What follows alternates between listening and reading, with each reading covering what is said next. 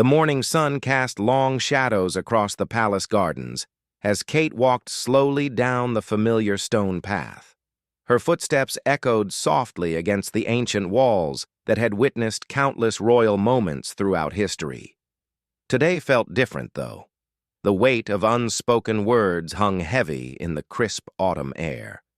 William stood by the old oak tree where they had shared their first private conversation as newlyweds. His shoulders were tense, and his usually confident posture seemed smaller somehow. The tree's golden leaves drifted down around him like nature's own confetti, but there was no celebration in his eyes. Kate had noticed the change in William weeks ago. It started with small things. Him staying up later in his study, taking longer walks alone, and that distant look that would cross his face during family dinners. She knew her husband well enough to recognize when something was troubling him deeply. "You've been avoiding me," Kate said softly as she approached. Her voice carried no accusation, only the gentle concern of a wife who loved her husband dearly. William turned to face her, and Kate's heart ached at what she saw. The man who had always been her strength looked exhausted. Dark circles shadowed his eyes, and worry lines that hadn't been there before marked his forehead. "I haven't been avoiding you," William replied, but they both knew it wasn't entirely true.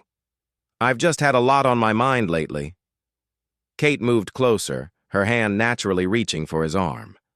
The touch that had always been their source of comfort felt different now. Hesitant, almost formal. "Tell me what's wrong. Please." "We promised we would always face things together." The memories of their wedding vows seemed to hang between them. They had meant every word when they promised to stand by each other through good times and bad. Yet here they were, standing just feet apart, but feeling like an ocean stretched between them. William looked away toward the palace, its grand windows reflecting the morning light. Inside those walls, their children were probably having breakfast, unaware of the storm brewing in their parents' relationship. The thought of George, Charlotte, and Louis made his chest tighten with an emotion he couldn't name. "It's the pressure, Kate," William finally admitted, his voice barely above a whisper. "The constant watching, the expectations, the way every decision we make affects not just us, but the entire monarchy. Sometimes I wonder if we can give our children a normal life when nothing about our existence is normal." Kate felt her heart break a little more with each word. She had known this day would come, when the weight of duty would clash with their dreams of a simple family life. They had talked about it before their marriage, but talking about something and living it were completely different experiences. "We knew it wouldn't be easy," Kate said, trying to keep her voice steady. "But we chose this together. We chose each other." "Did we really choose it, though?" William asked, turning back to her with eyes full of pain. "Or did we just accept what was expected of us? Sometimes I look at George, and I see myself at his age, already carrying responsibilities that other children can't even imagine." The conversation was heading into territory they had both avoided for years. Kate could feel the foundation of their life together shifting beneath her feet. She thought about their children's laughter that morning, how George had proudly shown her his drawing from school, how Charlotte had insisted on wearing her favorite dress, how little Louis had reached for her hand during their walk to the garden. "Our children are happy, William," Kate said, though she wondered if she was trying to convince him or herself. "They have each other, they have us, and yes, they have responsibilities, but they also have love. Isn't that what matters most?" William ran his hands through his hair, a gesture Kate recognized from their university days when he was struggling with a difficult decision. Back then, his biggest worry was passing his exams or choosing the right career path. Now, every choice he made rippled through generations. "I've been thinking about my mother a lot lately," William said quietly. "How she tried to give Harry and me as normal a childhood as possible while still preparing us for what lay ahead. But the cost. Kate, the cost was so high." The mention of Diana brought tears to Kate's eyes. She had never met her mother-in-law, but she felt her presence in their lives every day. Diana's love for her sons was legendary, but so was her struggle with royal life. Kate had always wondered if she was strong enough to walk the same path. "Your mother found her own way to make a difference," Kate said gently. "She showed the world that royalty could be compassionate and real. Maybe that's our answer, too. Finding our own way instead of following someone else's blueprint." They stood in silence for a moment, both lost in their own thoughts. The garden around them continued its timeless beauty, indifferent to human struggles. Roses bloomed beside the path, their petals soft and perfect, reminding Kate that some beautiful things required careful tending and protection from harsh elements. "I keep wondering if there's another path," William said suddenly. "What if we could step back, not abandon our duties completely, but find a way to put our family first without disappointing everyone who depends on us?" The words hung in the air like a challenge to everything they had built their life around. Kate felt a mix of fear and relief hearing William voice what she had sometimes wondered herself. Could they really consider walking away from their royal duties? What would that mean for their children's future? What would it mean for the monarchy itself? "Where would we go?" Kate asked, surprising herself with the question. She hadn't meant to encourage the idea, but part of her was genuinely curious about the answer. William's eyes lit up for the first time in weeks. "Remember that little cottage in Scotland where we spent our honeymoon? The one where nobody recognized us and we could just be ourselves?"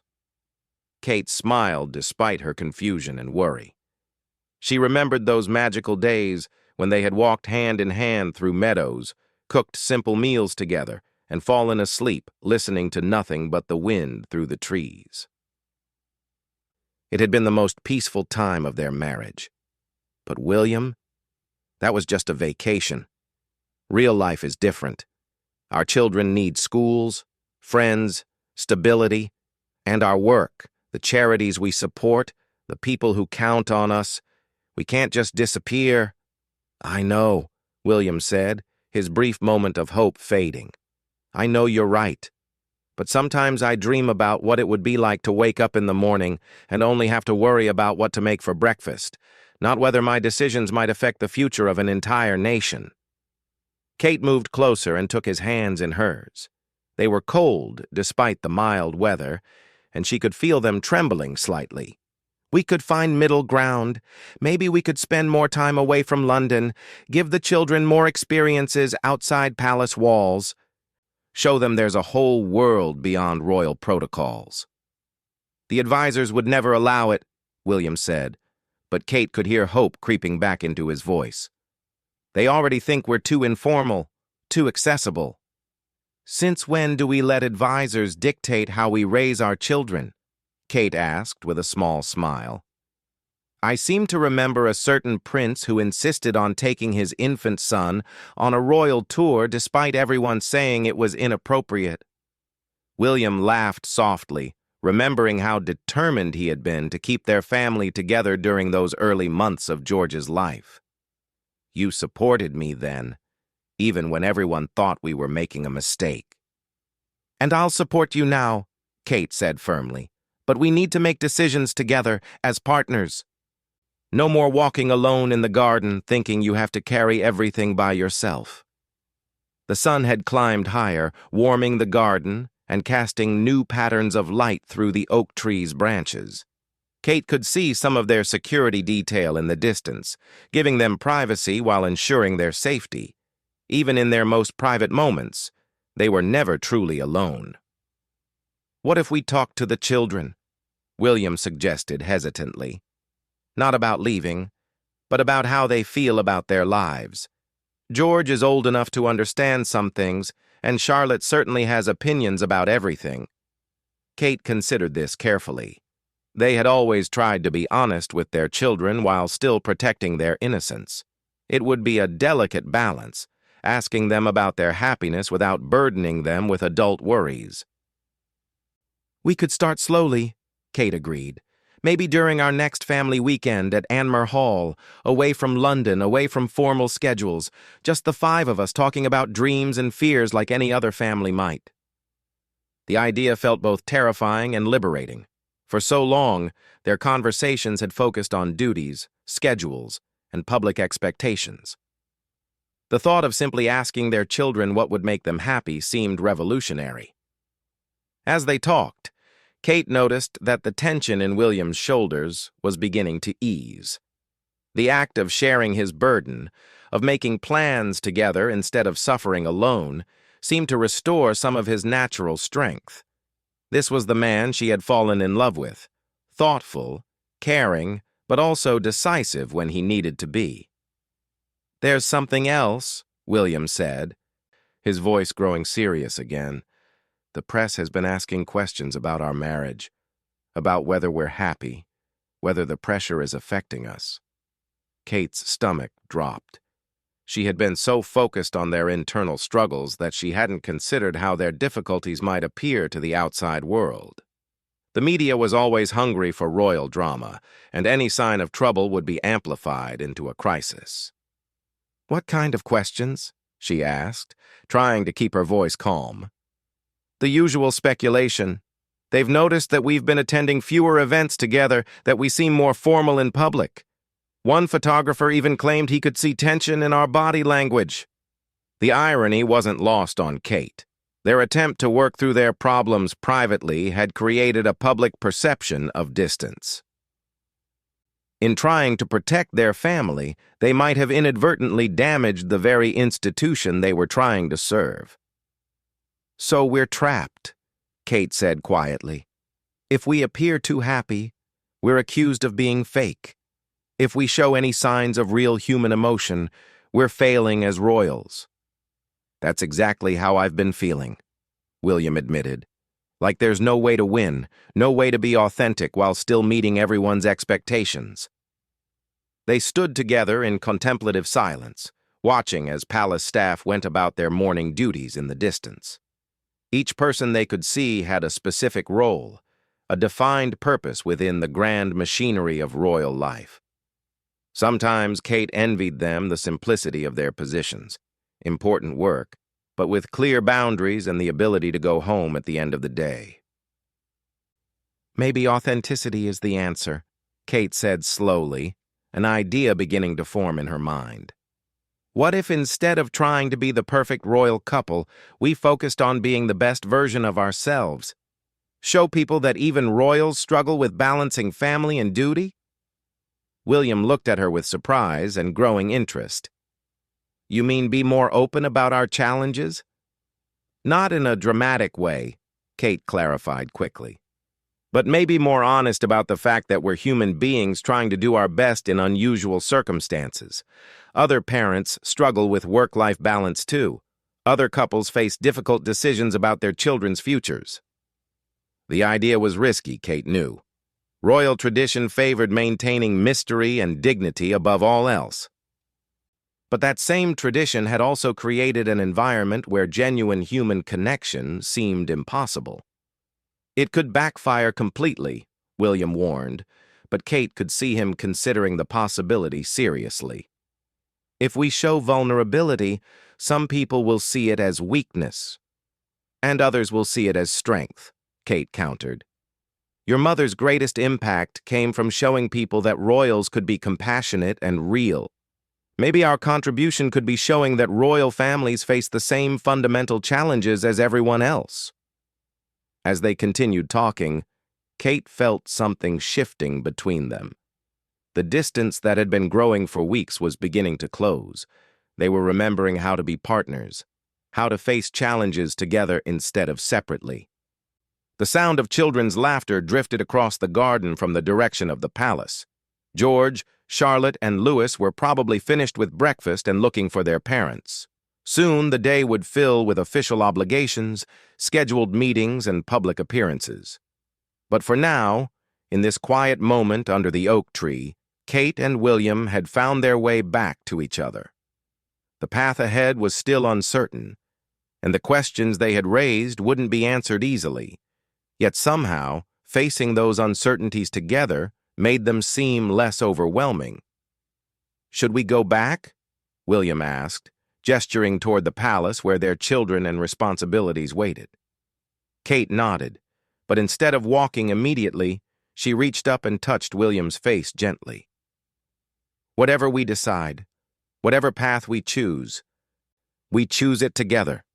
Promise me that." "I promise," William said, covering her hand with his own. "No more silent suffering. No more walking alone." As they turned to walk back toward the palace, Kate felt a mixture of hope and apprehension about the conversation that lay ahead with their children. The questions they would ask, the answers they might receive, could change everything about their family's future. But change, Kate realized, didn't necessarily mean loss. Sometimes it meant growth, evolution, finding new ways to honor old commitments while staying true to what mattered most. As they walked hand in hand back toward the palace, she allowed herself to believe that their most heartbreaking moment might also be the beginning of something better. 3 days had passed since Kate and William's conversation in the garden, but the weight of unresolved questions still hung over their family like storm clouds waiting to break. William found himself staring out of his study window, watching his children play on the palace lawn below. George was teaching Charlotte how to kick a football properly while Louis toddled after them, determined to join in despite his small legs. The sight should have filled William with joy, but instead it deepened his internal conflict. His children looked so carefree, so innocent of the burdens that would eventually fall on their shoulders. George, as the future heir, would face the same struggles William was experiencing now. The thought made his chest tighten with protective instinct. A soft knock interrupted his thoughts. Kate entered carrying 2 cups of tea. A gesture so simple yet meaningful in their world where staff typically handled such tasks. She had been making these small efforts toward normalcy ever since their garden conversation, as if trying to prove that they could still be just a husband and wife, despite everything else. "The children are asking when we're leaving for Anmer Hall," Kate said, settling into the chair across from William's desk. "I think they can sense something is different." William accepted the tea gratefully, noticing how Kate's hands lingered on his for just a moment longer than necessary. "Charlotte asked me this morning if we were sad about something. I didn't know what to tell her." The honesty in his voice broke Kate's heart. Here was a man who could address world leaders and navigate complex diplomatic situations. Yet he struggled to explain his feelings to his 7-year-old daughter. The contradiction highlighted everything wrong with their current situation. "Maybe we should tell them the truth," Kate suggested carefully. "Not everything, but that we're thinking about ways to spend more time together as a family." William set down his teacup, the china making a soft clink against the saucer. "What if they ask why? Children have a way of getting to the heart of things. George especially. He's already asking questions about why he has to attend certain events when his friends don't." Kate had noticed George's growing awareness, too. Last week he had asked why photographers followed them everywhere and why he couldn't just play at the park like other children. She had given him the standard explanations about their special role in helping people, but she could see him processing the information with the serious expression that made him look so much like his father. "Then we answer as honestly as we can," Kate said. "We explain that sometimes adults need to make difficult choices about what's best for their families. Children understand more than we think they do." The afternoon sunlight streamed through the study windows, illuminating family photographs scattered across William's desk. There were official portraits, of course, but also candid shots, birthday parties, holiday mornings, quiet moments at home. Each image told the story of a family trying to balance extraordinary circumstances with ordinary love. "I called Harry yesterday," William said suddenly, his voice carrying a weight Kate hadn't expected. The mention of William's brother brought a complex mix of emotions. Harry had made his own difficult choice about royal life, stepping back with Meghan to create their own path. The decision had been controversial and had strained relationships within the family, but it had also opened possibilities that hadn't existed before. "How is he?" Kate asked carefully. She and Harry had always gotten along well, but his departure had created awkwardness in family dynamics that everyone was still learning to navigate. "He seemed lighter somehow," William admitted, running his hand through his hair. "He was telling me about Archie's first day at a new school, how they could just be regular parents dropping off their child without security protocols or media attention. There was joy in his voice that I haven't heard in years." Kate could hear both longing and conflict in William's words. The idea of their children experiencing such normalcy was appealing, but she also knew William's deep sense of duty wouldn't allow him to simply walk away from his responsibilities. "Did you talk to him about what we've been discussing?" Kate asked. "Not directly, but he seemed to sense something. He said if I ever wanted to talk through complicated decisions, he would listen without judgment." William paused, looking out at their children again. "He also said something that's been stuck in my head, that the best thing he ever did was choose his family's happiness over other people's expectations."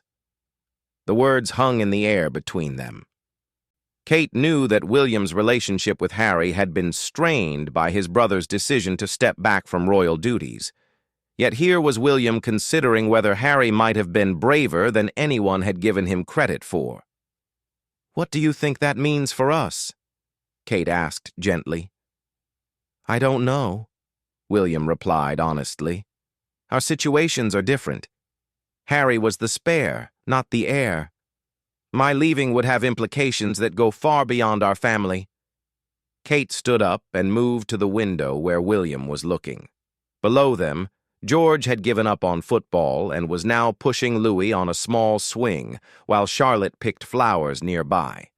The scene was perfectly domestic, yet it took place within palace walls under the watchful eyes of security personnel.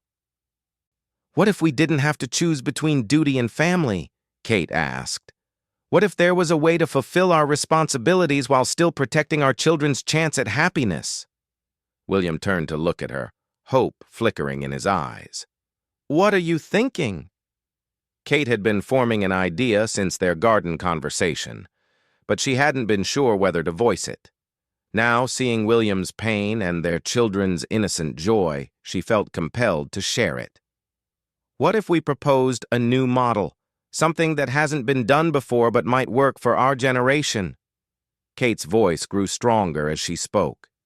"We could take on our full royal duties during certain periods, but also have extended times when we focus entirely on family.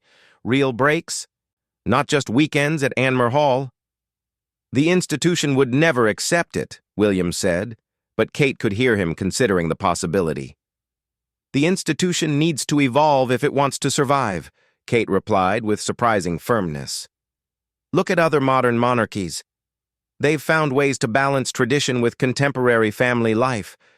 Why should we be trapped by practices that were established when the world was completely different?" William moved closer to the window, pressing his palm against the glass.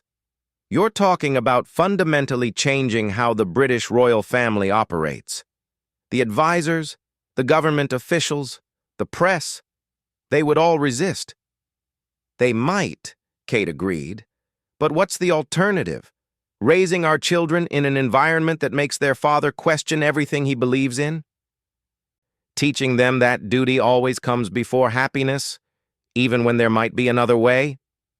The conversation was interrupted by excited voices from the garden below. Louis had apparently made some breakthrough in his swing-pushing abilities because George and Charlotte were cheering enthusiastically. Their joy was infectious, and both Kate and William found themselves smiling despite the seriousness of their discussion. "Look at them," Kate said softly. "They're not worried about protocols or public perception. They're just being children, supporting each other, finding happiness in simple moments. Isn't that what we want to protect?" William watched his children for a long moment before speaking. When I was George's age, I remember feeling the weight of expectations even then. People would tell me I was special, that I had important work to do someday, but they never explained what that meant or asked me what I wanted. Kate took his hand, intertwining their fingers. So we ask. Tonight, when we're at Anmer Hall, we ask our children what would make them happy. Not what they think we want to hear, but what they really dream about. The idea both excited and terrified William. Their children's answers might confirm his fears about their constrained lives, or they might surprise him entirely. Either way, the conversation would mark a turning point in their family's story. And if they say they want a different life, William asked, if George says he doesn't want to be king someday? Kate had wondered the same thing. Then we figure out how to honor his feelings while still preparing him for the responsibilities that might come his way. Maybe that means changing what those responsibilities look like. William's phone buzzed with a reminder about an upcoming meeting with palace advisors. The irony wasn't lost on either of them. They were planning to discuss their family's future autonomy while being summoned to another institutional obligation. I should go, William said reluctantly. But Kate, what we're talking about, it feels bigger than us. It feels like we might be deciding the future direction of the monarchy itself. Maybe that's exactly what needs to happen, Kate replied. Maybe our generation's contribution isn't just to maintain what came before, but to envision what comes next. After William left for his meeting, Kate remained at the window watching their children. George had discovered a butterfly and was trying to show it to his siblings without frightening it away. His gentle patience with something so delicate reminded Kate of William's careful approach to their current situation. She thought about the conversation they would have that evening with their children. How do you ask children about their dreams when you're not sure what dreams are possible? How do you balance honesty with hope when you're still figuring out the answers yourself? Kate's phone rang, interrupting her thoughts. It was her mother, Carol, calling for their weekly check-in. Kate found herself looking forward to this conversation more than usual. "Hello, Mum," Kate said, settling back into the chair William had vacated. "Hello, darling. How are things? You sounded a bit tired when we talked earlier this week." Kate appreciated her mother's directness. Despite all the changes that royal life had brought to their family, Carol had never stopped being simply her mother first. "William and I have been talking about some big decisions," Kate said carefully, "about the children, about our role, about what kind of life we want to build together." "Ah," Carol said knowingly, "the eternal parent question, how to give your children the best possible future while staying true to your own values. It's more complicated than that, though. Our choices affect so many other people, so many institutions." Kate could hear her mother moving around, probably tidying something while they talked. The familiar sound was comforting. A reminder of simpler times when Kate's biggest worry was her upcoming exams or whether a boy liked her. "Kate," her mother said gently, "do you remember when you were applying to universities and everyone had opinions about what you should study and where you should go? Of course. You and Dad told me to follow my heart but use my head. And you did. You chose what felt right for you, despite all the well-meaning advice from others. The decision was yours to make because it was your life." Kate understood what her mother was suggesting. "But this isn't just about William and me. The children didn't choose this life." "No, they didn't. But you and William can choose how they experience it. You can choose whether they grow up feeling trapped by expectations or empowered to shape their own futures." The wisdom in her mother's words resonated deeply.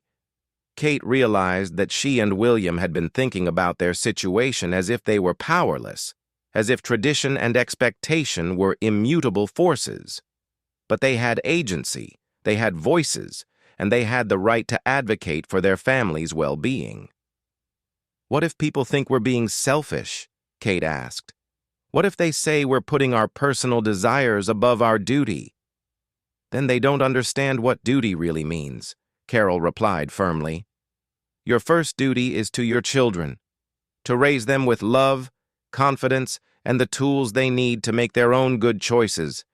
Everything else is secondary." After ending the call with her mother, Kate felt a new sense of clarity about the evening ahead. The conversation with their children wouldn't be about asking permission to change their lives. It would be about involving them in shaping their family's future together. When William returned from his meeting, Kate could see immediately that it hadn't gone well. His shoulders were tense again, and the worry lines around his eyes had deepened. "They want to schedule more public appearances for the children," William said without preamble. "Starting with George attending a major state function next month. They think it's time to increase his visibility." Kate felt a surge of protective anger. "Did you tell them we're still discussing what's best for our family?" "I tried to express some reservations, but they're convinced that early exposure will help him adjust to his role gradually." William sank into his chair, looking defeated. They made it clear that this isn't really a request. The timing couldn't have been worse. Just as Kate and William were beginning to envision different possibilities for their family, institutional pressure was increasing. It felt like a test of their resolve. "What did you tell them?" Kate asked. "That we would discuss it as a family and give them an answer next week," William replied. "They weren't happy about the delay, but I held firm on that point." Kate felt a surge of pride in her husband. Standing up to palace advisors wasn't easy, especially when you'd been trained from birth to respect their judgment. "Good," she said simply, "because tonight we're going to ask our children what they think about their futures, and their answers might surprise everyone." As evening approached and they prepared to leave for Anmer Hall, Kate felt both nervous and excited about the conversation ahead. Whatever their children said, whatever decisions emerged from their family discussion, she knew that this moment marked the beginning of a new chapter in their story. The silent farewell they had been dreading might not be farewell at all. It might be the start of finding their voices together as a family determined to write their own destiny. The drive to Anmer Hall felt different this time. Usually, the journey from London to their Norfolk home was filled with the children's chatter and excitement about their upcoming freedom from palace protocols. Today, though George sat quietly looking out the window, Charlotte hummed softly to herself, and Louis dozed in his car seat, exhausted from an active afternoon. Kate glanced at William, who was driving with unusual focus. His hands gripped the steering wheel tightly, and she could see him rehearsing the conversation they had planned. They had agreed to keep things natural and age-appropriate, but both of them felt the weight of how this discussion might change everything. "Dad, are we going to have a family meeting?" George asked suddenly from the back seat, his perceptive nature showing once again. William met his son's eyes in the rearview mirror. "Why do you ask that, buddy?" "Because you and Mum have been talking in quiet voices a lot lately, and that usually means something important is happening," George replied matter-of-factly.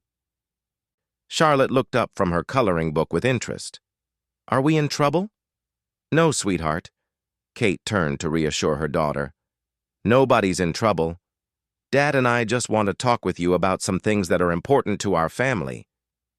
"Good things or worrying things?" Charlotte asked, her directness making both parents smile despite their anxiety.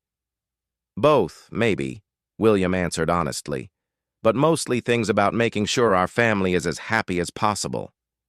Louis stirred in his car seat, blinking awake as they turned into the familiar driveway of Anmer Hall. The Georgian house stood welcoming in the early evening light, its windows glowing warmly. Here, away from the formality of palace life, they could be more like any other family. Once inside, the children immediately ran to their favorite spots, George to the garden to check on the treehouse, Charlotte to the living room where her dollhouse waited, and Louis toddling after his older siblings with determined steps. The house filled with the sounds of normal family life, exactly what Kate and William had been craving. They prepared dinner together, something that was impossible in London where staff handled all meal preparation. George helped set the table while Charlotte arranged flowers she had picked from the garden. Louis mostly got in the way, but his enthusiasm was infectious. For a moment, their worries seemed distant.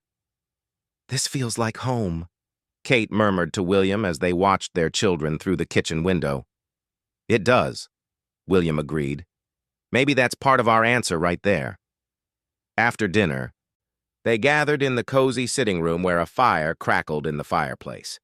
This room had witnessed many important family conversations, late-night discussions about school choices, gentle explanations about why they lived differently from other families, and countless bedtime stories. Tonight felt different, though more significant somehow. "So," William began, settling into his favorite armchair, while Kate curled up on the sofa with Louis on her lap. "Mom and I wanted to talk with you about some ideas we've been having." George, ever the serious oldest child, immediately gave them his full attention. Charlotte continued playing with her favorite stuffed animal, but Kate knew she was listening carefully. "You know how sometimes you ask why we have to do certain things, like attend events or follow specific rules?" Kate continued gently.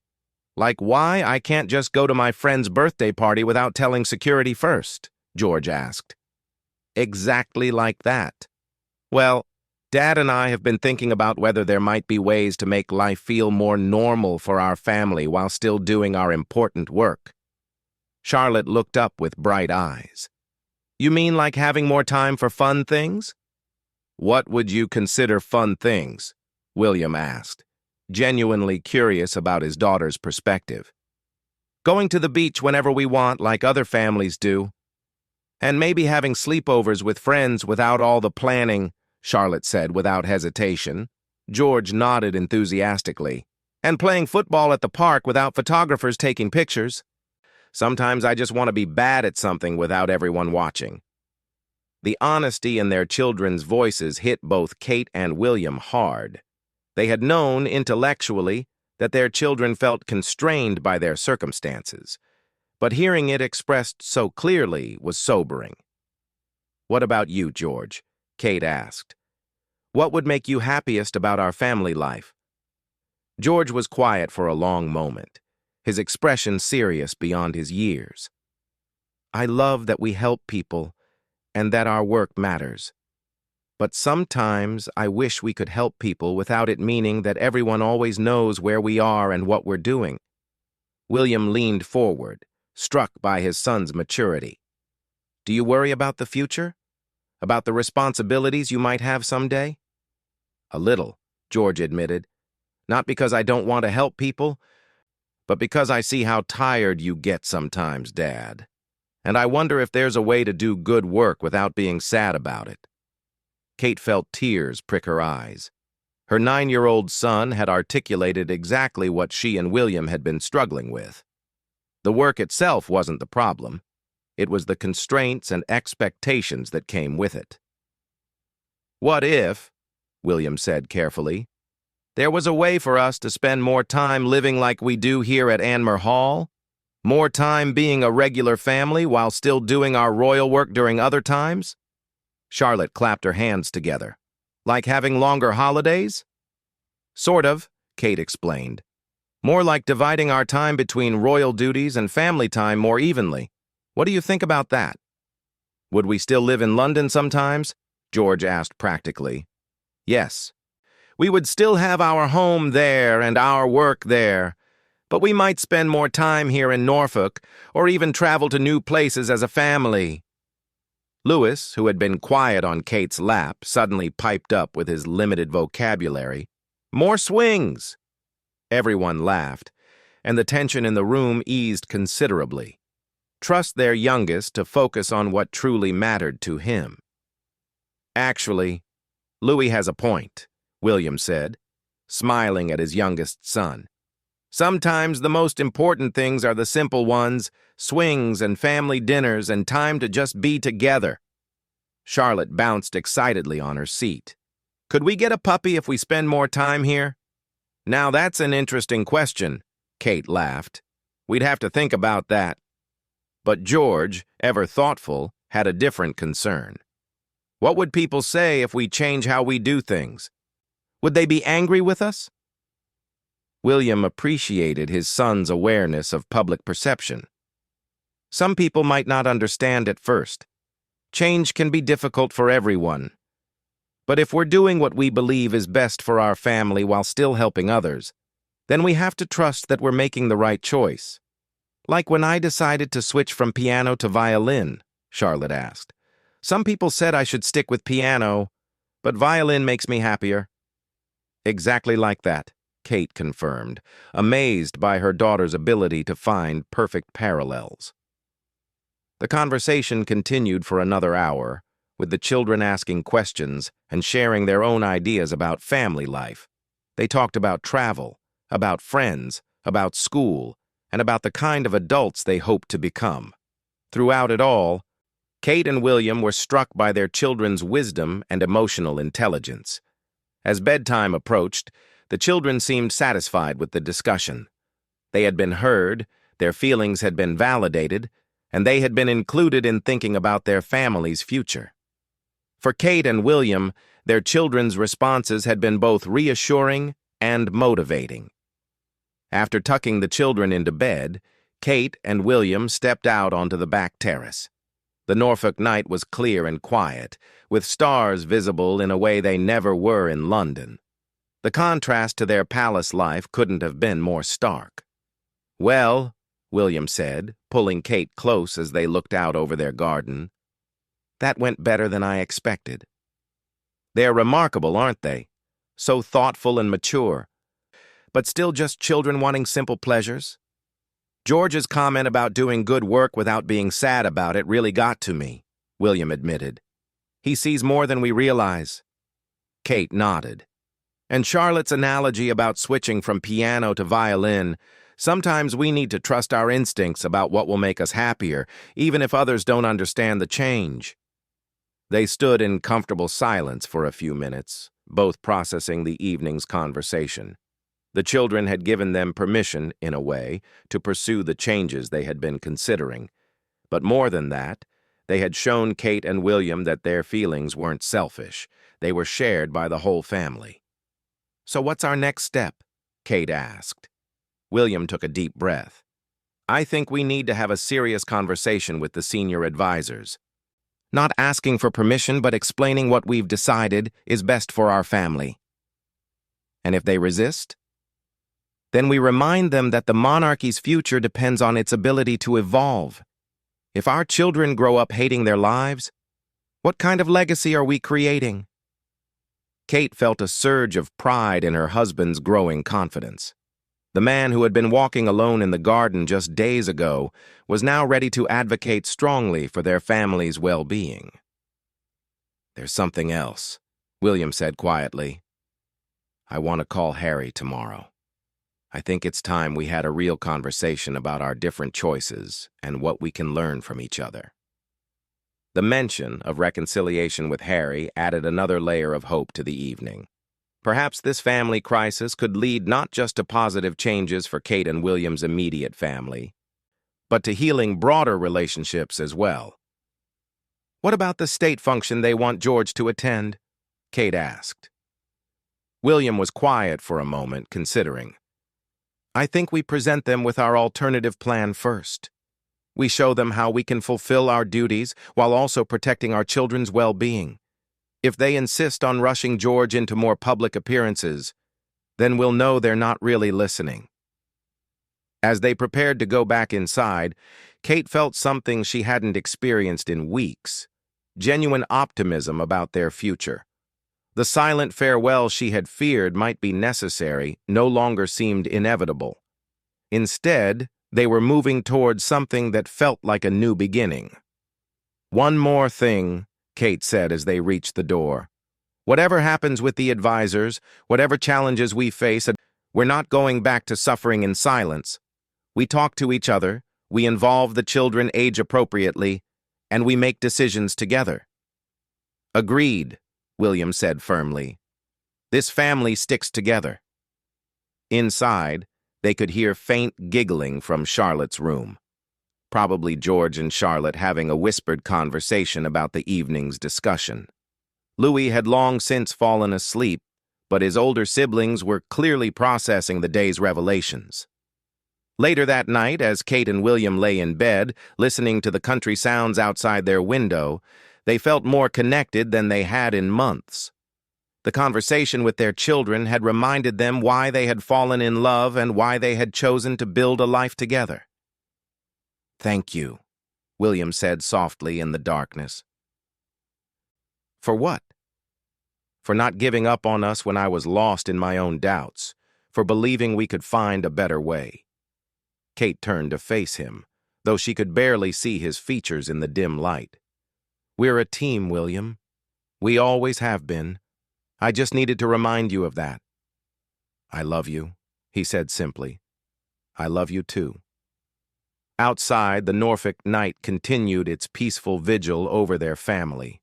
Whatever challenges lay ahead, whatever difficult conversations awaited them in London, Kate and William faced them now with renewed unity and clear purpose.